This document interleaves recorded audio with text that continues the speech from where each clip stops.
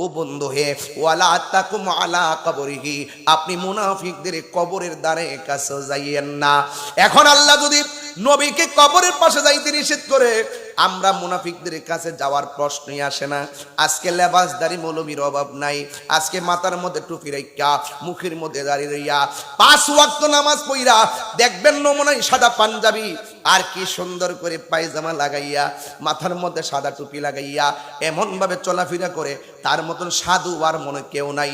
কিন্তু হাকিকতে এরা পশুর চাইতে আরো হিংস্র। এমন লোক সমাজে দেখা যায় কি যায় না? এই লোকগুলাই পৃথিবীর ইতিহাসে বারবার মুসলমানদেরকে জ্বালায়া আংরা কইরা ফেলাইছে, মুসলমানদেরকে জ্বালায়া একদম আংরা কইরা ফেলাইছে। ঠিক এমন ভাবে একবার একটা খেয়াল কইরা দেখেন, কথাটা আমার বলাই লাগে রে। ও যুবক, ওই যে ফুরাতের নদীতে ওই মুনাফিকদের কথা মনে হইলেই আমার কলিজা ঠাস ঠাস করে ওঠে। আপনার সঙ্গে খাইয়া, আপনার সঙ্গে থাইকা সুযোগ পাইলে বরাক বাস দেবেন না, এমন মানুষ সমাজে আছে না নাই? দেখবেন এই লোক অভাব নাই।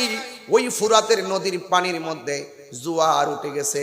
জোয়ার যখন উঠে গেছে, পানি বাড়ে না কমে? ওই যে ওয়াজ বোঝানো, বাড়ে না কমে? জোয়ার যখন উঠে গেছে, ফুরাতের পারের মধ্যে পানি উঠে গেছে, পার ভাইসা যত বাড়িঘর আছে সব বাড়িঘর উইরা গেছে, লন্ড বন্ড হইয়া গেছে। ইন দি মিন টাইমে ফুরাতের বাড়িঘরের মানুষগুলো চিন্তার মধ্যে পড়ে গেছে, আমরা কি করব? ওই মুহূর্তে ফুরাতের মানুষগুলা চিন্তা করলো, এই সমাজের মধ্যে একজন লোক আছে যারে আমরা মুশকিল কুশা বলে ডাকি, যারে আমরা মুশকিল কুশা বলে মানি। কে সে? কয় সে হলো পাকি বান্দাদের সদস্য, আহলে বায়তের সদস্য, যার নাম হলো হযরতে মাওলা আলী রাদিয়াল্লাহু তাআলা আনহুর কাছে দৌড় দিলেন।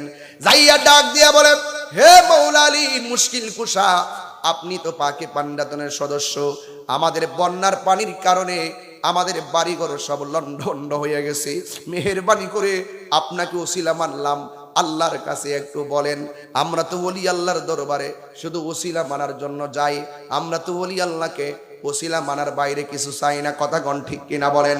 ঠিক এমন ভাবে ফুরাতের প্রান্তর অধিবাসীগুলো হযরতে মাওলা আলীর কাছে বললেন, ইয়া মুশকিল কুশা, মেহেরবানি করে আপনাকে ওসিলা মানলাম, আল্লাহর কাছে একটু বলেন না, আমার আল্লাহ যেন আমাদের বন্যাটা দূরে সরাইয়া দেয়। আপনারা জবান খুলে বলুন, ওসিলা ধরা যায় আছে না নাই? বন্ধু, এই দরবারের মধ্যে অনেকে খাসি নিয়ে আইছেন, অনেকে গরু নিয়ে আইছেন, অনেকে চাল নিয়ে আইছেন, ডাল নিয়ে আইছেন, আপনি হিসাবে মিলবেন না। এখানে এমন কিছু মানুষ আছে অনেক কিলোমিটার দূর থেকে আসছে মুসাফির, এই মুসাফিররা এসেছে আপনার দেওয়া আমানতটুকুন মুসাফিরদের জন্য খাবারের ব্যবস্থা হয়ে গেছে। আপনারা জবান খুলে বলুন, মুসাফিররা খাওয়াইলে সওয়াব আছে না নাই?